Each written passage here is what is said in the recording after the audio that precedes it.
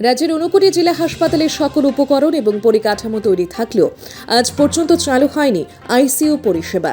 2020 সালে 6 শয্যা বিশিষ্ট আইসিইউর জন্য প্রয়োজনীয় যন্ত্রপাতি এসে পৌঁছালেও দীর্ঘ 6 বছর অতিক্রান্ত হওয়ার পরও পরিষেবা চালু না হওয়ায় ক্ষোভ বাড়ছে সাধারণ মানুষের মধ্যে। এই জেলা হাসপাতালের উপর নির্ভরশীল 59 জেলার পাশাপাশি লংতরাই ভ্যালির বিস্তীর্ণ এলাকার মানুষজন।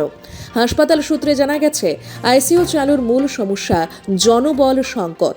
এ বিষয়ে 59 জেলা হাসপাতালের এমএস ডক্টর রোহন পাল জানান, আইসিইউ পরিষেবা চালুর জন্য প্রয়োজনীয় উপকরণ রয়েছে, তবে পরিষেবা চালু করতে কমপক্ষে 4 জন ডাক্তার, 5 থেকে 6 জন নার্স এবং পর্যাপ্ত জিডিএ স্টাফ প্রয়োজন।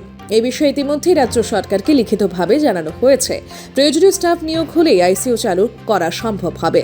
বর্তমানে আইসিইউ পরিষেবা চালু না থাকায় জটিল রোগীদের অনেক ক্ষেত্রে আগরতলা বা বেসরকারি হাসপাতালে রেফার করা হচ্ছে বলেই জানা গেছে। আইসিইউ পরিষেবাটা শুরু করতে আমাদের যেই সাপোর্টটা দরকার, যেমন ডক্টরস লাগবে, তারপরে কিছু স্টাফ নার্স লাগবে, তারপর জিডিএস লাগবে। তো ডক্টর আর স্টাফ নার্সের জন্য আমরা রিকোয়েস্ট পাঠিয়েছিলাম ডিএইচএসকে। তো ওখান থেকে এখন পর্যন্ত কোনো রিভার্ট ব্যাক আসেনি আমাদের। রিপোর্ট সুবার্তা।